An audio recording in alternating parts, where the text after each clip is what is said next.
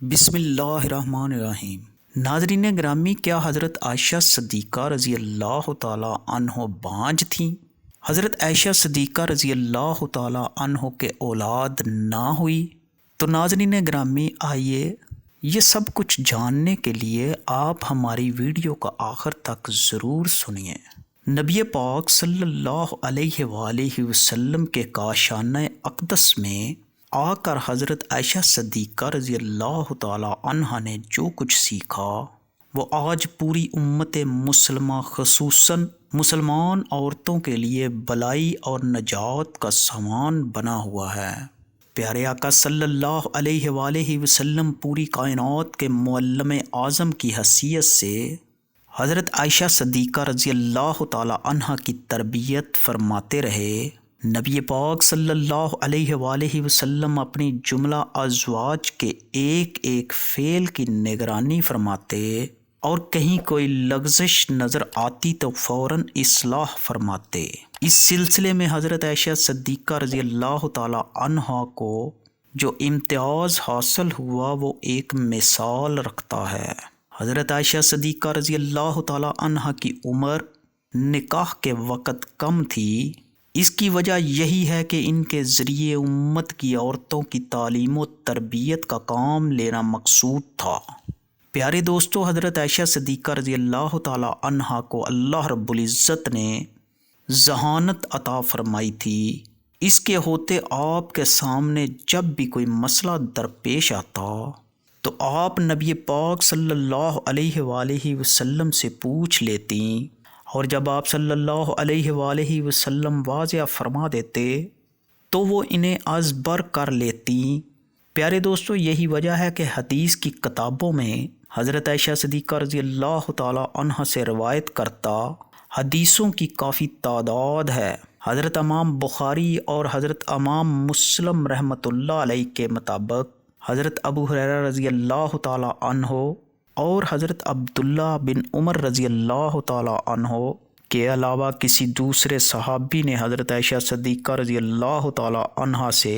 زیادہ حدیث روایت نہیں کی۔ پیارے دوستو، حضرت ام المومنین حضرت عائشہ صدیقہ رضی اللہ تعالیٰ عنہا نبی پاک صلی اللہ علیہ وآلہ وسلم کے نکاح میں شوال کے مہینے میں آئیں، اور شوال کے مہینے میں ہی آپ رضی اللہ تعالیٰ عنہ کی رخصتی ہوئی۔ حضرت ابو عمر رضی اللہ تعالیٰ عنہ ارشاد فرماتے ہیں کہ ام المومنین حضرت عائشہ صدیقہ رضی اللہ تعالیٰ عنہ اسی وجہ سے یہ بات پسند کرتی تھیں کہ ان کے خاندان اور دوسرے تعلقات دار لوگوں کی خواتین بھی اپنے خامدوں کے پاس شوال کے مہینے میں ہی جائیں۔ حضرت ام المومنین حضرت عائشہ صدیقہ رضی اللہ تعالیٰ عنہ کے فضائل میں سے ہے کہ نبی پاک صلی اللہ علیہ وآلہ وسلم نے آپ رضی اللہ تعالیٰ عنہ کے علاوہ کسی دوسری کنواری عورت سے شادی نہیں فرمائی،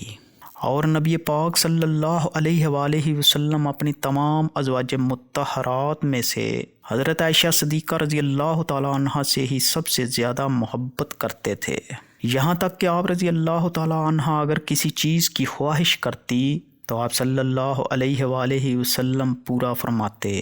حضرت عائشہ صدیقہ رضی اللہ تعالیٰ عنہ دین کی بہت بڑی عالمہ اور فصاحت کی دولت سے مالا مال تھیں، نیز آپ رضی اللہ تعالیٰ عنہ نے نبی پاک صلی اللہ علیہ وآلہ وسلم سے بکثرت احادیث روایت کی ہیں۔ آپ رضی اللہ تعالیٰ عنہ عرب کی تاریخ اور اشعار کی بھی بہت بڑی عالمات تھیں۔ یہی وجہ ہے کہ صحابہ کرام اور تابعین کی بہت بڑی جماعت نے آپ رضی اللہ تعالیٰ عنہ سے احادیث روایت کی ہیں۔ ناظرین گرامی، پیارے آقا صلی اللہ علیہ وآلہ وسلم نے حضرت عائشہ صدیقہ رضی اللہ تعالیٰ عنہ کے لیے 2 راتیں مقرر فرما رکھی تھی، ایک ان کی اپنی اور ایک حضرت ام المومنین سودا رضی اللہ تعالیٰ عنہ کی، کیونکہ وہ بوڑھی ہو گئی تھی اور انہوں نے اپنی باری بھی حضرت عائشہ صدیقہ رضی اللہ تعالیٰ عنہ کو دے دی تھی۔ یعنی حضرت عائشہ صدیقہ رضی اللہ تعالیٰ عنہ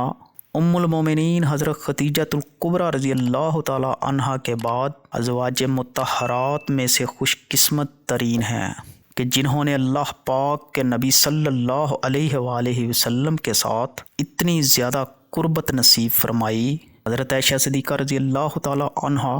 حضور صلی اللہ علیہ وآلہ وسلم کی رفاقت میں تقریباً 8 سال اور 5 ماہ رہیں، لیکن اس تمام عرصے میں آپ رضی اللہ تعالی عنہ کے ہاں کوئی اولاد نہ ہوئی۔ جب نبی پاک صلی اللہ علیہ وآلہ وسلم کے صاحبزادے جناب سیدنا حضرت ابراہیم رضی اللہ تعالی عنہ کی حضرت ماریہ رضی اللہ تعالی عنہ کے بطن اقدس سے پیدائش ہوئی تو حضور صلی اللہ علیہ وآلہ وسلم کی تمام بیویاں رشک کھانے لگیں اور انہیں یہ بات گرا گزری۔ حضرت ابو جعفر رضی اللہ تعالی عنہ سے روایت ہے کہ نبی پاک صلی اللہ علیہ وآلہ وسلم کچھ دنوں تک حضرت ماریہ رضی اللہ تعالی عنہ کے پاس نہ گئے،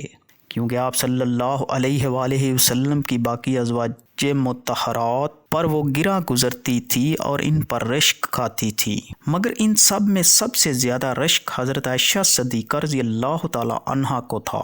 کیونکہ وہ بے اولاد تھی اور انہیں اولاد کی شدید خواہش بھی تھی۔ حضرت عائشہ صدیقہ رضی اللہ تعالی عنہ ارشاد فرماتی ہیں، جب حضرت ابراہیم رضی اللہ تعالی عنہ پیدا ہوئے تو رسول اللہ صلی اللہ علیہ وآلہ وسلم ان کو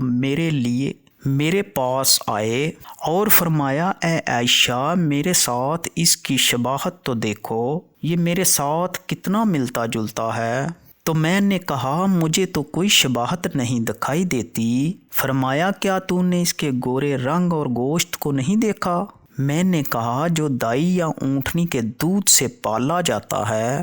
وہ گورا اور موٹا فربا ہوا کرتا ہے، جس کے بارے میں ایک اور روایت بھی موجود ہے جس کے یہ الفاظ ہیں کہ حضرت عائشہ صدیقہ رضی اللہ تعالی عنہ نے عرض کیا، جسے بیڑ کا دودھ پلایا جائے وہ فربا اور گورا ہوتا ہے۔ ام المومنین حضرت عائشہ صدیقہ رضی اللہ تعالی عنہ نے یہ کیوں فرمایا، جس کے بارے میں محمد بن عمرو کہتے ہیں کہ رسول اللہ صلی اللہ علیہ وآلہ وسلم کی چند رات بیڑ بکریاں حضرت ابراہیم علیہ السلام کے واسطے مخصوص تھیں اور ایک اونٹنی کا دودھ بھی انہی کے لیے خاص تھا۔ یہی وجہ تھی کہ ان کا اور ان کی والدہ کا جسم اچھا تھا۔ پیارے دوستو، یہاں پر آپ کو ایک اور اہم بات بتاتے چلیں کہ حضرت عائشہ صدیقہ رضی اللہ تعالی عنہ کی کنیت ام عبداللہ تھی، لیکن عبداللہ آپ کی اولاد نہیں تھے بلکہ آپ کے بانجے تھے، جو کہ حضرت عبداللہ ابن زبیر رضی اللہ تعالی عنہ ہیں۔ جب ان کی اولاد ہوئی تو نبی پاک صلی اللہ علیہ وآلہ وسلم نے ان کے منہ میں اپنا لعاب مبارک رکھا اور نبی پاک صلی اللہ علیہ وآلہ وسلم نے حضرت عائشہ صدیقہ رضی اللہ تعالی عنہ سے ارشاد فرمایا، یہ عبداللہ ہے